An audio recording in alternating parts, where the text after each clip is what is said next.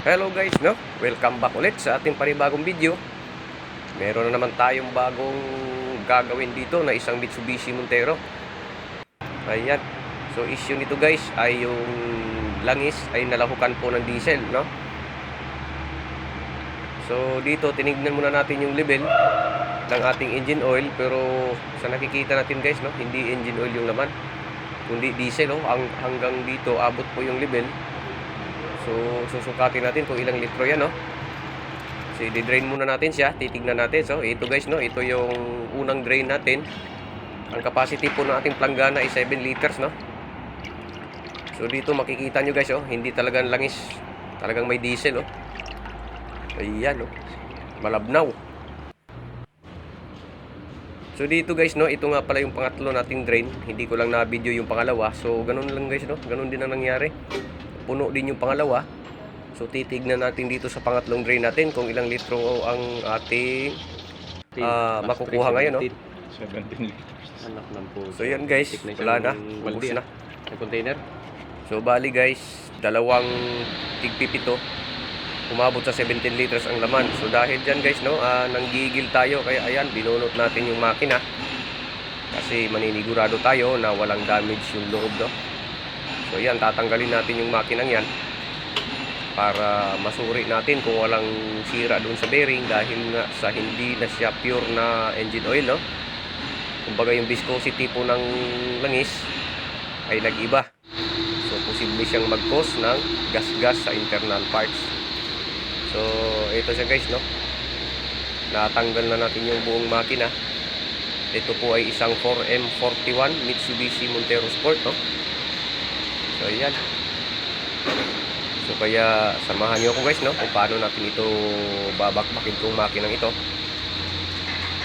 or kung paano natin ito hiwag-hiwagin guys, no. So ayan, no, kikita niyo itsura.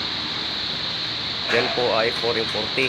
Yan po yung 3.2 liter ni Montero.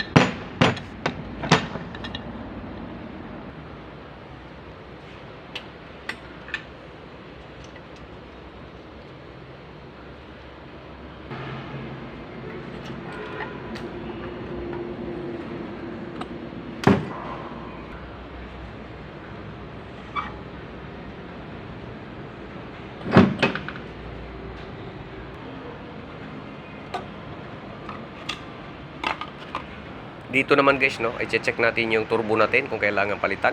Kasi nga guys, ang laki na ng play guys, oh. Pag ginaganyan natin ay sumasayad na po siya sa may butas, no. Malaki talaga play niya, so no choice tayo, kaya papalitan natin ang buong turbo doon na sa ating pag-assemble, no. So bali guys, no, ang nangyari kasi sa Monterong ito guys, ang totoong pangyayari dito talaga, kaya natin siya in-overhaul. Kasi guys, kung naalala nyo dati yung issue ng Montero, yung nagwa-wild, no? Nagwild talaga ito guys. So, dahil mahirap pagsamahin ang ating ginagawa at saka kung bakit siya nagwild. So, panoorin nyo guys, no, yung next video natin tungkol dito. Dahil ipapaliwanag ko po sa inyo kung paano po nangyayari ang isang SUA ng isang makina, no? So sana guys, abangan nyo yung next video natin dahil doon tayo gagawa ng kwento kung ano talaga ang nangyari at paano ang solusyon at kung saan nagmumula yung ugat ng problema.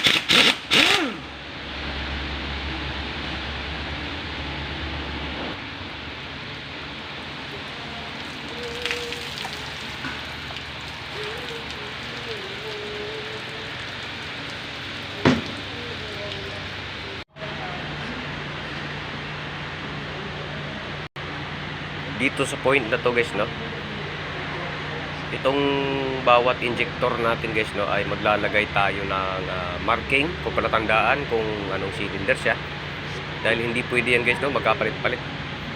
Kaya kailangan natin ng marking para sa pagbalik natin ay doon pa rin siya nakakaposisyon, no?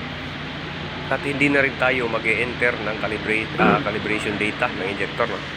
Kasi nga naibalik natin siya sa kanyang lugar. Dahil guys, bawat injector ay mayroon pong numero yan, no? Kaya kailangan natin siyang i-arrange sa posisyon yon, no?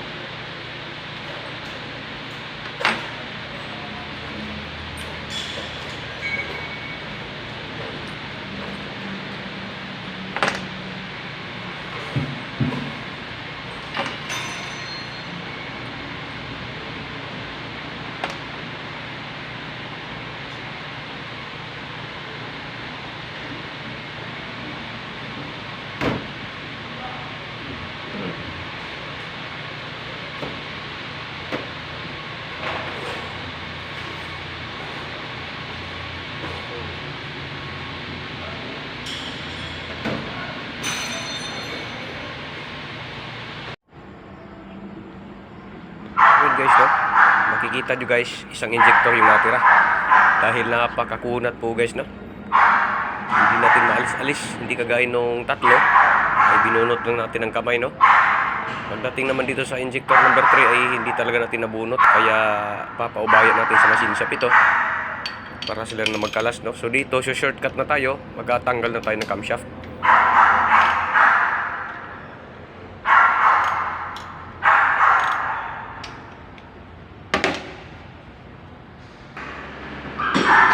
Ito nga pala guys, no, yung paluag ay baliktad guys, no. Ayan, no.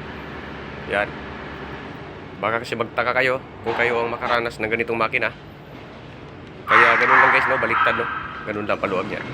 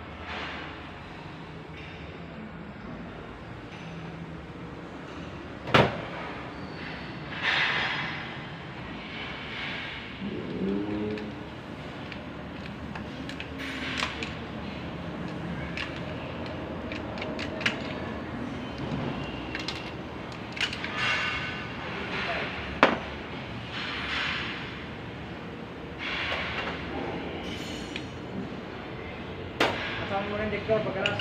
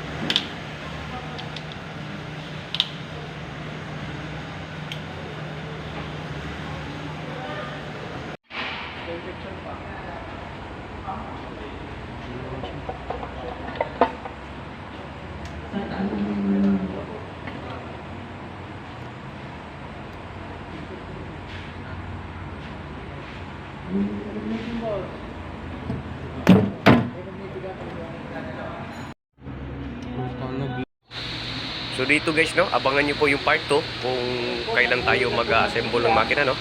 Kasi nandito guys yung importante, yung timing marks ng ating 4M41 engine, no. Dahil sa hindi siya lahat chain, meron siyang gear, kaya ituturo ko sa inyo guys kung paano po i-timing yan, no. Pero doon na lang guys, no, sa ating part 2. So sana abangan nyo guys, para naman ako'y makapagbigay ng idea sa mga ibang nagagawa, no. So yun lang guys, no. Dahil sa wala tayong tinatago sa ating ginagawa, hindi natin pinagdadamot kung paano gawin. Lahat naman ay tinuturo natin guys, no.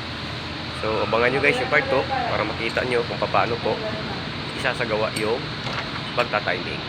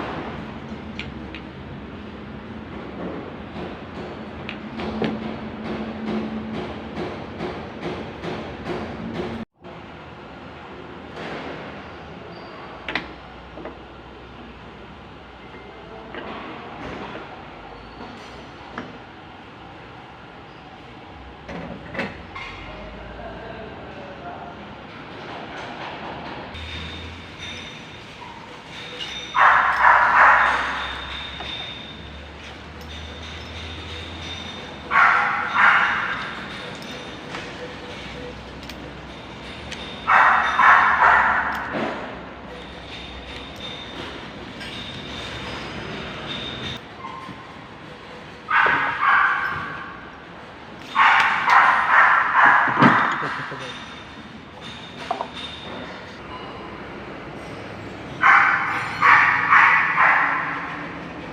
So dito guys, no, sinilip natin yung main bearing. Hindi lang nakita sa video guys, no. Pero nakita na natin na may gasgas. At saka dito guys, no, makikita natin dito sa ating connecting rod bearing ang bakas po ng gasgas. Ayun, no. Hindi naman siya malalim guys, no. Pero gasgas talaga yung apat. So kung may gasgas yung conrod, may gasgas din sigurado yung ating crankshaft, no. So ayan. Ito na yung mga tinanggal natin, no? Kinalas natin, yan. Yung mga part na yan, yung po yung lilinisin natin guys, no? Bago natin i-assemble. So, kung nakapanood kayo sa ating mga nakaraang videos, kung gaano kalinis guys, natin assemblein. So, ganun din guys, no? Kung natin pinipiling makina. So, ayan. So, yun guys. Ayan, no? Ayan, lilinisin natin. Medyo marami-rami. So hanggang dito na lang guys, no? Kita-kits tayo sa part 2. Salamat po sa inyo.